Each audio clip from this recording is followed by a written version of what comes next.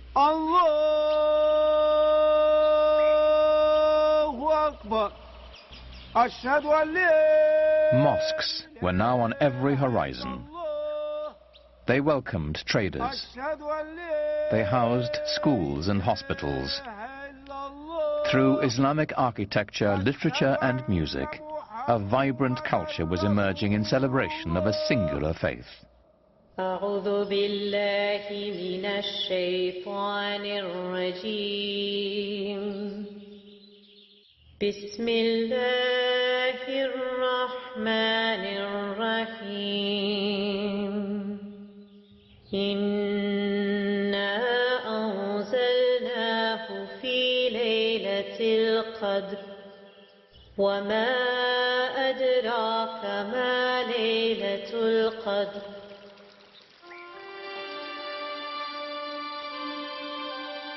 Faith had launched an empire. Culture was now enlightening it. But ultimately, what united it was trade. For the Muslims, trade, like science, brought innovation. Business was expedited by a revolutionary concept called the sak, a cheque that could be written in Spain and cashed in India. Writing a check assumes that someone's going to honor it and cash it at the other end, and that if you give the money or you have the money in one place, that someone will say, I have access to that somewhere else. So this implies that you have some kind of central bank or central loan organization who's going to be good for the money. So it frees up your ability to travel. It frees up commerce because, again, the money doesn't have to be moved from Samarkand back to Cordoba in order to go back the other way the next year, so that you can base it all on trust and faith. And Muslims became some of the greatest merchants of Middle Ages. And the greatest craftsmen as well. From the Persians, Muslim blacksmiths learned how to fold steel to give it strength and flexibility. The swords made in Toledo and Damascus had no equal in the world.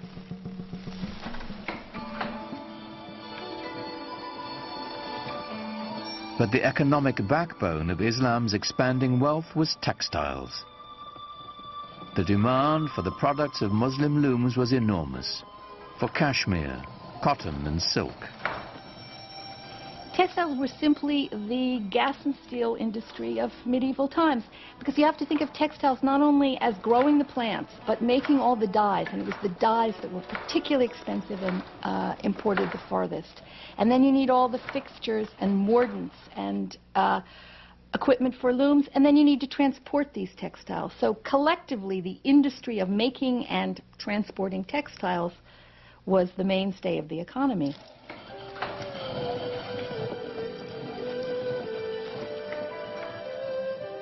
While Europeans settled for coarse woolen and linen garments, Muslims wore brocaded fabrics of organdie, damask and taffeta, words that came into the English language from Arabic and Persian.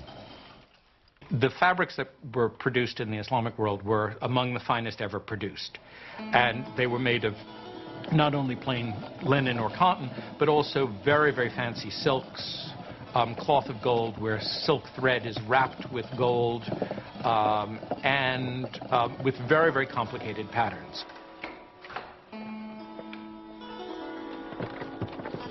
These complex patterns were coveted by wealthy Europeans and the church as well. When the Christians needed a cloth worthy of wrapping the bones of their saints, the choice was obvious. They looked to a Muslim loom. But sometimes the fabrics were trimmed with decorative Arabic text from the Holy Quran. And so the words of the Prophet sometimes appeared in shocking proximity to Christendom's holiest icons. It is not unusual to find in Italian Renaissance paintings, for example, to find paintings of the Virgin wearing a robe of very fancy patterned cloth and precious silks embroidered with gold or woven with gold designs. Sometimes they would say things with an Arabic inscription on it, which says, "There is no God but God, Muhammad is his prophet," in Arabic.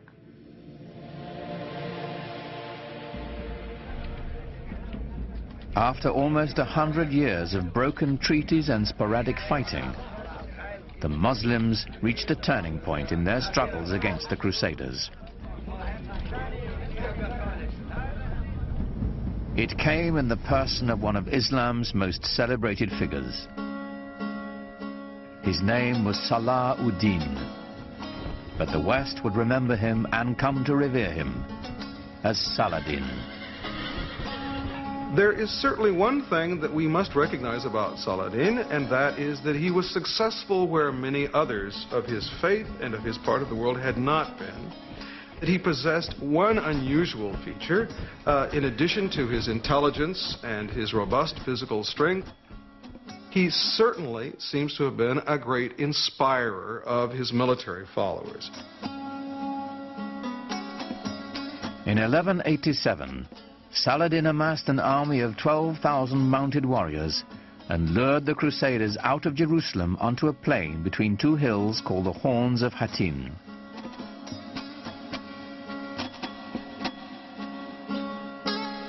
On the evening of July 3rd, after a long march, the Crusaders camped on a barren hillside. There was nothing but a waterless terrain.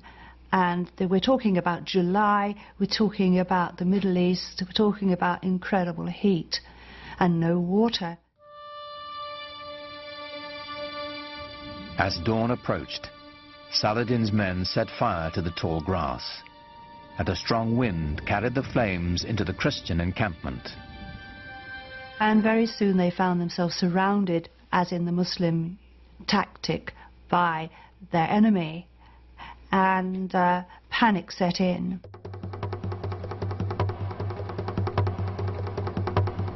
The flames bore down on them, and the heat became intense, Saladin's secretary wrote. The people of the Trinity were consumed by the fire of flames, the fire of thirst, and the fire of arrows. The army of the Crusaders was totally decimated. The victory at Hattin was a real turning point for Saladin. It meant that he could then proceed to take Jerusalem later on that year. 3 months later, Saladin entered Jerusalem. For the first time in almost a century, the call to prayer floated over the holy city once again. Allahu Akbar, Ashhadu an la ilaha illallah, Ashhadu an la. And yet, remarkably, Saladin leveled no retaliation against Christians or their holy places. In the Church of the Holy Sepulchre, Mass was celebrated as usual. Saladin also decreed that Christians who wished to could leave the city with their property. Those who chose to stay would be allowed to worship freely. When his reputation reached Western Europe of the way he had behaved in Jerusalem over the conquest, he gradually became the most famous Muslim of all time. Saladin's victory did not put an end to Western aspirations in the Near East. Other crusades would follow, though, as with the first, they would hardly have an impact on the larger Islamic culture. The Crusaders would eventually be driven from their citadels along the coast and return to Europe. Their only lasting legacy, a few abandoned castles. But the returning Crusaders found themselves changed by their contact with Islamic culture. The long-term impact on European life would be profound. They were just amazed by the material culture that they found there. I mean, the quality of the merchandise, the quality of the goods was far better than anything they could find at home, and they brought it home with them. They came back, for example, with a taste for highly spiced food. They imported pepper and cinnamon and other Oriental spices because their taste buds had been whetted by a different cuisine. We know that they found out the delights of using soap when they were in the Middle East, and it would appear that that caught on back in Europe. After the Crusades, many Europeans were far more open to the ideas of what was going on to the east, what was happening in other parts of the world. They simply couldn't be as insular as before. Lots of people were open to, well, what's out there? Let's explore this. Let's see this. New intellectual thoughts. Let's see what these people are writing. Let's learn languages. This is when people start to learn Arabic slowly in the West. As the barrier of language dissolved, ideas born in the great Muslim cities began to filter into Europe, ideas that would forever change Western thought. The great Italian theologian Thomas Aquinas used the writings of the Muslim philosopher Averroes to justify the clear separation of faith and reason, a Muslim ideal that formed the basis of all scientific inquiry and led to the European Renaissance. Averroes himself appears in Raphael's classic Renaissance painting of great Western thinkers. Here, alongside Plato and Aristotle, stands a vivid reminder of the debt the world owes Islam. The scope of Islamic civilization has now reached levels which certainly were not accomplished by any other civilization, known civilization of the world. It actually unified parts of our globe in ways that had not been witnessed before. But this golden age of Islam was not to last.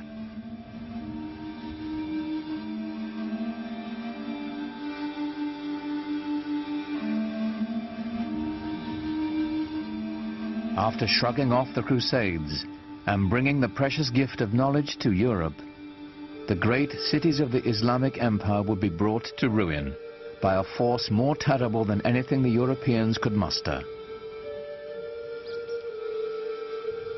Their libraries destroyed, the wealth plundered, the empty cities stood mute in the aftermath of a devastation that descended upon them not from the west, but from the east.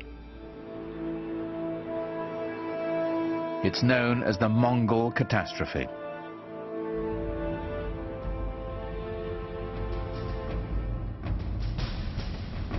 The Mongols were Turco-Mongolian nomads from the steppes of Central Asia.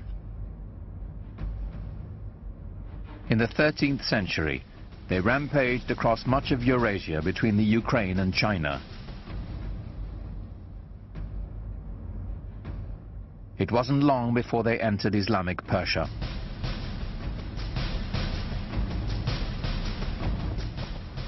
To the cultured, urban Muslims, these guys were a bunch of savages.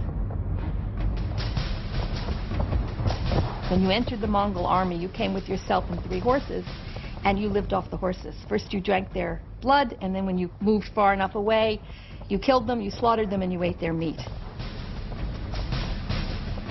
And that's why they could go so far and survive so long. Terror was the Mongols' principal tactic. One of the local Iranian leaders foolishly decides to kill off the emissary that the Mongols have sent. And in doing that, he evokes the anger of the Mongols, who want to use him as an example. And they use this retaliatory technique often of killing off entire towns, wiping them out as examples. And so they build these fantastic towers of skulls where they pile up all the dead bodies as an example, and then all the other towns around immediately give way.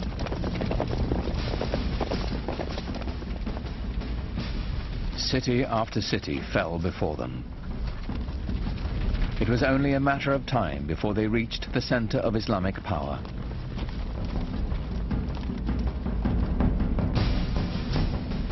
On February the 10th, 1258, the Mongols took Baghdad.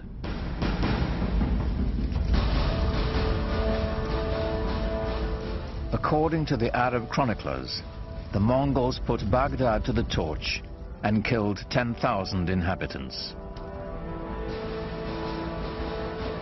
Mosques and libraries, the collected knowledge of centuries, were all set ablaze.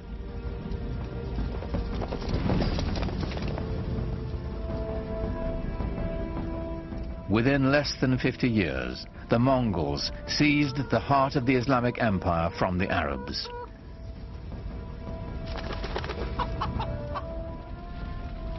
Islamic civilization seemed poised for destruction, lost to posterity. But then something remarkable happened. While the consensus of opinion is that the Mongols were a devastating force, I personally feel that they also had a very positive effect on Western Asia and the world of Islam.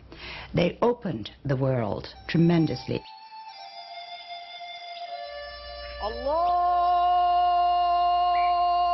Akbar, Allahu Akbar. And historically, the most significant thing about the Mongols for us would be that they became Muslims, most of them, in the end. Converted to Islam and then became, after being these tremendously destructive forces, some of the greatest patrons of the arts and letters in all of Islamic history.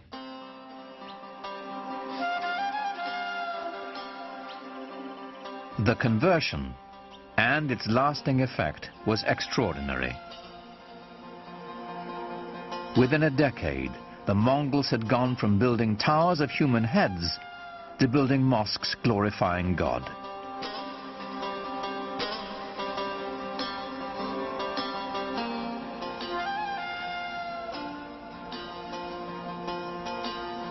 It is not surprising to me that the land conquered the conquerors. The Mongols themselves became Muslims or Islamic leaders par excellence. The Mongols transformed Islam. Now Islamic power could be held by anyone, not just the Arabs who had created it. The Mongols threw open the door for the great gunpowder empire to follow.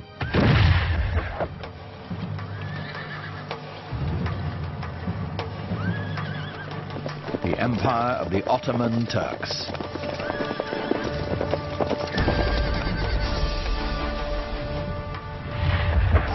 Islam was now set on a new course of expansion to both the east and the west, marching to the beat of Turkish drums.